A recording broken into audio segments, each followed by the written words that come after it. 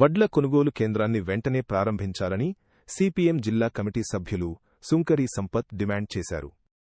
ఈ సందర్భంగా ఆయన పోరండ్ల గ్రామంలోని వడ్ల కొనుగోలు కేంద్రాన్ని సందర్శించి రైతులతో మాట్లాడారు. వడ్ల కోతలు ప్రారంభమై 20 రోజులు దాటినా ఇప్పటికీ కొనుగోలు కేంద్రాన్ని ప్రారంభించకపోవడం పట్ల ఆయన తీవ్ర ఆగ్రహం వ్యక్తం చేశారు.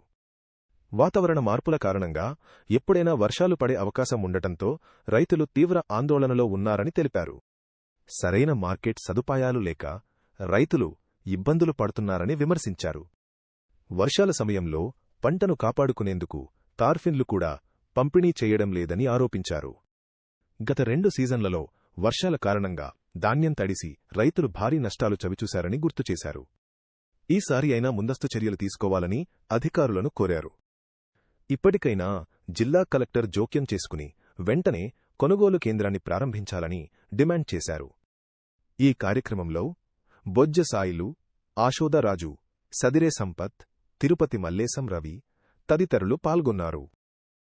ఏకేపీ కేంద్రాలలో ఉన్నా కూడా, కొనుగోలు కేంద్రాల్లో ఉన్నా కూడా సందర్శించట్లేదు. వాటిని కొనుగోలు కేంద్రాలు ప్రారంభించడం కోసం కూడా అధికార ప్రభుత్వం ప్రయత్నం చేయట్లేదు. వెంటనే ఎమ్మెల్యే గారు జోక్యం చేసుకుని, కలెక్టర్ గారు జోక్యం చేసుకుని కొనుగోలు కేంద్రాలు ప్రారంభించాలని కూడా డిమాండ్ చేస్తున్నాం.